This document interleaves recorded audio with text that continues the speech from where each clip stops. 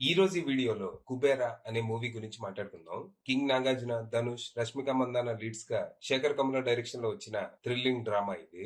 ఈ cinema story ఏంటి, దీని మీద నా ఒపీనియన్ ఏంటనేది ఇప్పుడు తెలుసుకుందాం పదండి. ముందుగా ఈ సినిమా స్టోరీ ఏంటంటే, ఈ సినిమాలో మన హీరో దేవ చిన్నప్పుడే అయిన వాళ్ళందరినీ కోల్పోయి అనాథగా మారితే ఆదుకోవాల్సిన వాళ్ళంతా కలిసి తనను ముష్టివాణ్ణి చేస్తారు. అయితే జీవితం కష్టాల్లో కూరుకుపోయి దరిద్రంలో దొర్లాడుతున్నా సరే మనోడికి జీవితం మీద ఆశ చావదు. బతకడం కోసమైనా బతకాలని రోజు జీవితంతో యుద్ధం చేస్తూ ఉంటాడు. ఇలా సాగుతున్న మనోడి జీవితంలోకి ఓ రోజు దీపక్ అనే ఒక మాజీ సిబిఐ ఆఫీసర్ వస్తాడు. ఒకప్పుడు దేశం కోసం పనిచేసి ప్రస్తుతం తన స్వార్థం కోసం నీరజ్ అనే ఒక పవర్ఫుల్ బిజినెస్ మ్యాన్ దగ్గర పనిచేస్తూ ఉంటాడు. ప్రెసెంట్ నీరజ్ తన బిజినెస్ ఎంపైర్ ని ఎక్స్పాండ్ చేసే పనిలో ఉంటాడు.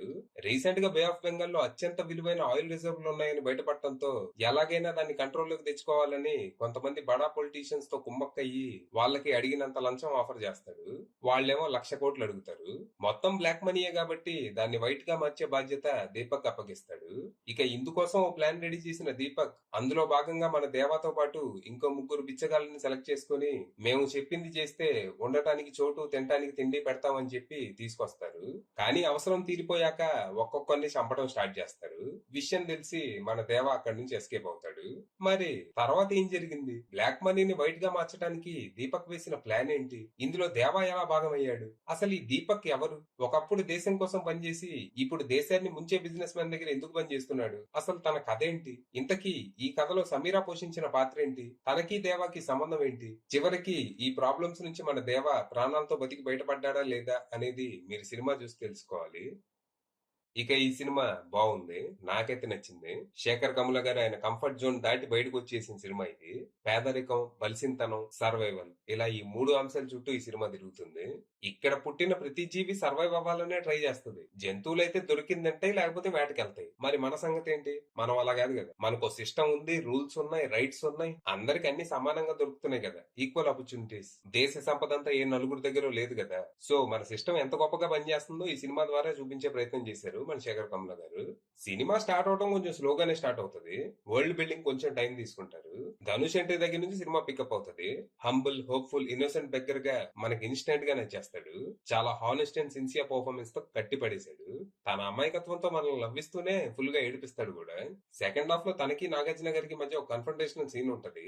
అందులో తను ఒక మాట అంటాడు, మేము చూడటానికి మీలాగే ఉంటాం కదా సార్ అని. తన ఆ మాట అనగానే నాకు అసలు ఏడుపు ఆగల. ఆ డైలాగ్ చెప్పేటప్పుడు తన ఫేస్ లో ఎక్స్ప్రెషన్స్ చూడాలి. టెర్రిఫిక్ అంతే. ఇక దీపక్ గా నాగార్జున గారు కూడా చాలా బాగా చేశారు. కొంచెం మోరల్లీ కాంప్లెక్స్ క్యారెక్టర్. తన ఐడియాలజీకి అవసరానికి మధ్య నలిగిపోతూ ఉంటాడు.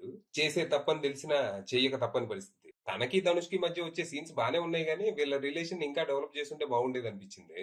ప్రీ క్లైమాక్స్ లో డ్రామా ఇంకా బాగా వర్కౌట్ అయి ఉండేది. ఇక విలన్ గా జిమ్ సరఫ్ ఆకట్టుకున్నాడు. తన క్యారెక్టర్ నాకైతే చాలా ఇంట్రెస్టింగ్ అనిపించింది. డబ్బు పేరు కోసం ఎంత దూరమైనా వెళ్లే ఒక రూత్లెస్ బిజినెస్ మ్యాన్ గా చాలా బాగా చేశాడు. ఇక సమీరాగా, రష్మికకి మంచి రోల్ దక్కింది. ఇంటెన్స్ గా సాగుతున్న సినిమా మధ్యలో రిలీఫ్ లా ఉంటుంది తన రోల్. తనకి ధనుష్ కి మధ్య వచ్చే సీన్స్ చాలా హిల్లేరియస్ ఉన్నాయి. ఇక టెక్నికల్ గా సినిమా సాలిడ్ గా ఉంది. దేవిశ్రీ ప్రసాద్ అందించిన పాటలు బాగుండగా బ్యాక్గ్రౌండ్ స్కోర్ అదిరిపోయింది. చాలా సీన్స్ ని తన బీజిఎం తో ఎలివేట్ చేశాడు. ఇక ప్రొడక్షన్ వాల్యూస్ టాప్ నాచ్ ఉండగా నికేత్ బొమ్మిరెడ్డి అందించిన సినిమాటోగ్రఫీ అదిరిపోయింది. ఇక రైటర్ డైరెక్టర్ శేఖర్ కమల గారి విషయానికి వస్తే ఆయన పనితనం చాలా బాగుంది. తరతరాలుగా ఉన్న పావర్టీ, ఇన్ఈక్వాలిటీ మీద ఆయన స్టైల్లో సెన్సిబుల్ గా ప్రశ్నిస్తూనే కడిగి పారేశారు. Complex characters, layered screenplay, ఆలోచింపజేసే డైలాగ్స్ తో ఆయన పనితనం అద్భుతంగా ఉండింది. ఫైనల్ గా చెప్పేది ఏంటంటే ఇట్స్ ఎ మస్ట్ వాచ్. అది విషయం.